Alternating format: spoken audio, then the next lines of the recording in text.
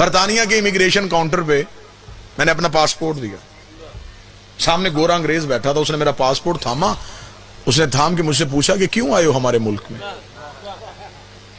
میں نے کہا کہ میں ایک ریلیجیس ریسائٹر ہوں، مذہبی تقریریں کرتا ہوں، اپنے مذہب کی نمائندگی کے لیے آیا ہوں۔ اب وہ یہ بات آپ ذہن میں رکھیے گا کہ وہ سہمے ہوئے ہیں مسلمانوں سے، دہشت گردی کا لیبل ہے ہمارے اوپر، جو داڑھی دین کی علامت تھی وہ دہشت گرد کی پہچان ہے، مسلم نام سے وہ گھبراتے ہیں۔ اسے میرا پاسپورٹ دے کے اس نے کہا کہ تم مسلمان ہو؟ میں نے کہا جی میں مسلمان ہوں۔ اگلا سوال کیا، پورے ملک کا نمائندہ مجمع، اگلے سوال نے میرا سینہ چوڑا کر دیا۔ اس نے ایک لمحہ دیر کیے بغیر کہا، اسے کہا پروفٹ کے دوستوں کو مانتے ہو یا گھر والوں کو؟ بیٹھا کوئی بندہ جو بات سمجھ سکتا ہے؟ ہائے ہائے ہائے، نبی کے دوستوں کے قائل ہو یا نبی کے گھر والوں کے قائل ہو، مجھے عزت حسین کی قسم ہے، اتنا نشہ مجھے کروڑوں کے شیعوں کے مجمع میں نہیں آیا۔ میں نے اپنے سینے کو چوڑا کیا، سر کو فخر سے بلند کیا، میں نے کہا میں کل بھی حسین کے نوکروں کا دوست تھا، آج بھی ہمیں نبی کے گھر والوں سے پیار ہے۔ اس نے اگلے لمحے پہ سٹیپ لگا کے پاسپورٹ میرے ہاتھ میں دیا، اور چپ کر کے گزر جا، ہمیں یقین ہے جو نبی کے گھر والوں کا قائل ہو وہ کبھی دہشت گرد ہو ہی نہیں۔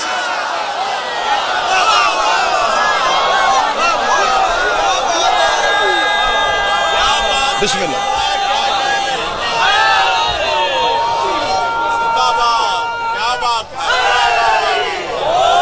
ہم نے لالچ میں آ کے علی کو نہیں مانا، میری پورا مجمع آخر تک تائید کرے گا، ہمارے لالچ کا نام علی نہیں، ہمارے عشق کا نام علی۔ جنت کا لالچ ہمیں علی سے نہیں۔ علی نے جملہ کہا تھا، میرے اللہ میں تیری عبادت تیری جنت کے لالچ میں نہیں کرتا، میں تیری عبادت تیرے جہنم کے خوف سے نہیں کرتا، میں تیری عبادت اس لیے کرتا ہوں تو لائق ہی عبادت کے، یہ جملہ کہا تھا۔ اب ہم ڈائریکٹ اللہ سے تو مخاطب نہیں ہو سکتے، میں سلمان کو وسیلہ بنا کے علی کی دہلیز پہ سجدہ کر کے کہتا ہوں، یا علی یہ آپ ہی کا بنتا تھا، آپ اللہ سے کہتے، یا علی ہم تو صرف آپ سے کہہ سکتے ہیں، یا علی ہم تجھ سے محبت جنت کے لالچ میں نہیں کرتے، یا علی ہم تجھ سے محبت جہنم کے خوف سے نہیں کرتے، ہم تجھے مولا اس لیے مانتے ہیں تو لائق ہی مولا کے۔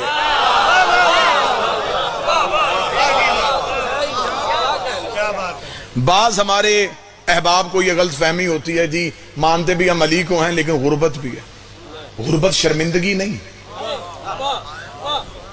علی نہج البلاغہ میں فرماتے ہیں، اللہ غربت دے تو شکر ادا کرو، اس نے تمہیں آزمائشوں سے بچا لیا ہے۔ جتنا امیر ہوگا اتنا بے سکون ہوگا۔ مل کا مالک بھی نیند کی گولی کھا کے سوتا۔ محسن شہید نے کہا تھا، فٹ پاتھ پہ سو جاتا ہے اخبار بچھا کے، مزدور کبھی نیند کی گولی نہیں کھاتا۔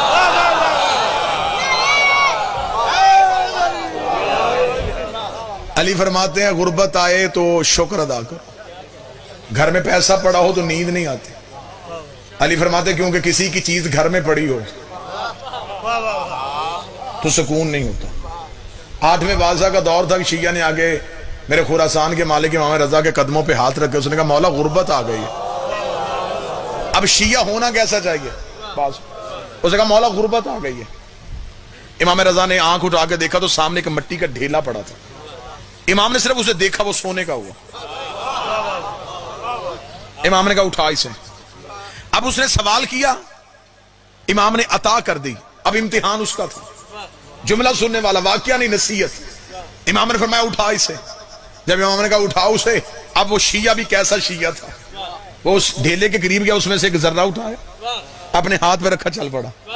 امام نے فرمایا میں نے ڈھیلا تیرے لیے سونے کا کیا ہے، ذرہ ایک ہی اٹھا کے جا رہا ہے۔ اسے کہا مولا مجھے صرف آج کے لیے چاہیے۔ مولا نے فرمایا پورا ڈھیلا کیوں نہیں اٹھا کے جا رہا؟ اسے کل کی فکر وہ کرے جس کا مولا تیرے جیسا نہ ہو۔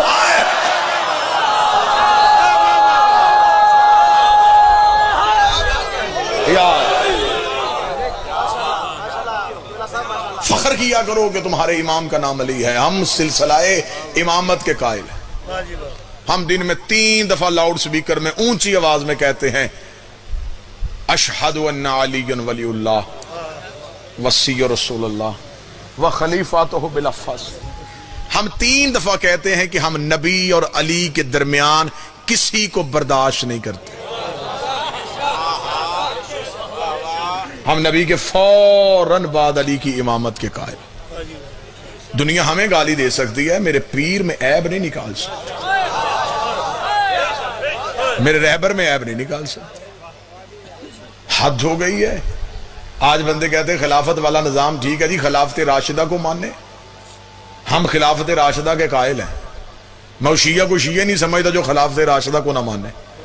میں شیعہ کو کافر سمجھتا ہوں جو خلافت راشدہ کا قائل ہے، لیکن تاریخ والی خلافت راشدہ نہیں، قرآن والی خلافت راشدہ جو علی سے شروع ہوتی ہے اور مہدی پہ ختم ہوتی ہے.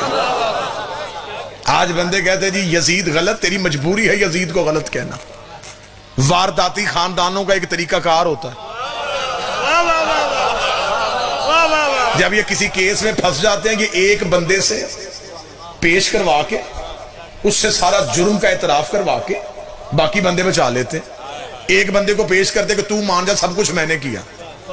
لیکن جب تفتیش چلتی ہے پھر تفتیش کرنے والے اسے سامنے بٹھا کے پوچھتے ہیں کہ تو کسی کے کہنے پہ مان رہا ہے لیکن تو اکیلا نہیں. بتا یہ منصوبہ کہاں بنا تھا؟ جو تیرے ہاتھ میں ہتھیار تھا یہ کس نے دیا تھا؟ تجھے اس جگہ تک پہنچانے والا کون تھا؟ تجھے وہاں سے لے کے آنے والا کون تھا؟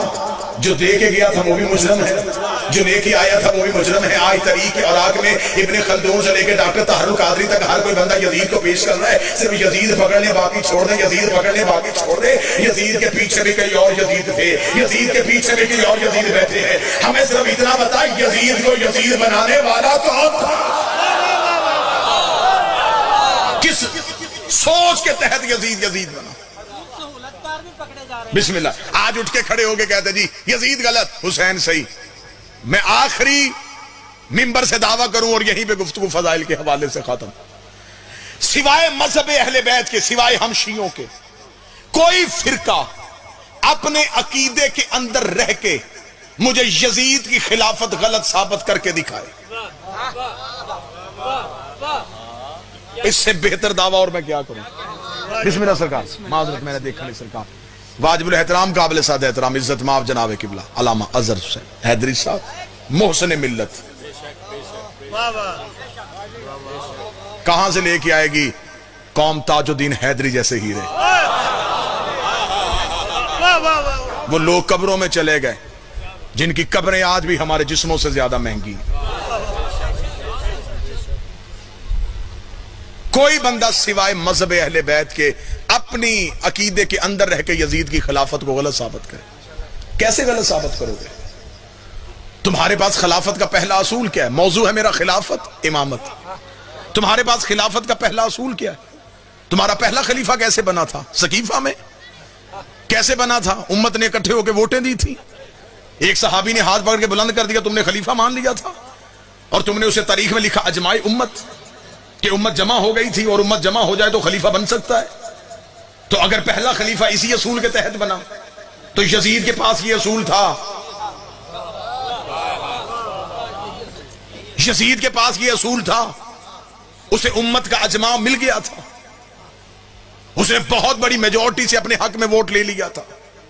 اس کا مطلب تیری خلافت کا پہلا اصول یزید کے پاس تھا. تیری خلافت کا دوسرا اصول یہ ہے کہ پہلا جاتا ہوا دوسرے کو نامزد کر کے چلا جائے تو اسے بھی خلیفہ مان لیتے. یزید کے پاس یہ اصول بھی تھا، اسے اس کا باپ جاتا ہوا نامزد کر کے گیا تھا. تمہارے پاس خلافت کا تیسرا اصول یہ ہے کہ شورا کمیٹی بنا کے فیصلہ کروا لو، تم اسے بھی خلیفہ مان لیتے ہو. یزید کے پاس یہ اصول بھی تھا، اسے کمیٹیوں سے نہیں اسے مفتیوں سے فتویٰ لے لیا تھا. اس کا مطلب ہے تیری خلافت کا پہلا اصول یزید کے پاس، تیری خلافت کا دوسرا اصول یزید کے پاس، تیری خلافت کا تیسرا اصول یزید کے پاس. آج مسجد کے مولوی سے لے کے مفتی مکہ تک جو اٹھتا ہے تو میرا حسین صحیح تھا، یزید غلط تھا، حسین ٹھیک تھا، یزید غلط تھا. تیری مجبوری ہے حسین کو ٹھیک کہنا، تیری مجبوری ہے یزید کو غلط کہنا. تو صرف حسین کو ٹھیک نہ کہے، پورے نظام کو غلط کہے. تو مان حسین ٹھیک تھا، اجماع غلط تھا، حسین صحیح تھا، نامزد کرنا غلط تھا، حسین صحیح تھا، کمیٹی بنانا غلط تھی. تو مان غدیر صحیح تھا، سقیفہ غلط تھا.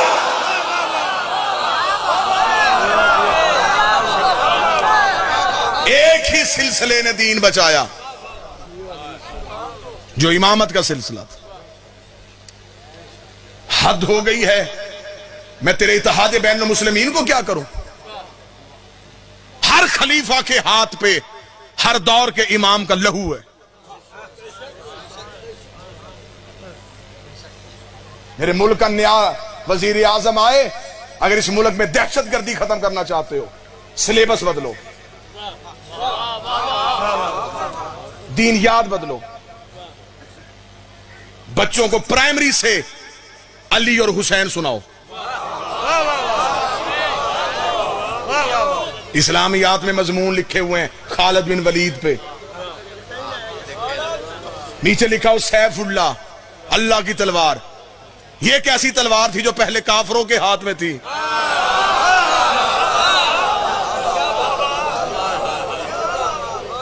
پھر ہمارے سامنے ہزاروں مجبوریاں رکھ دی جاتی ہیں، یہ بھی نہ پڑھیے گا، یہ بھی نہ پڑھیے گا، یہ بھی نہ پڑھیے گا۔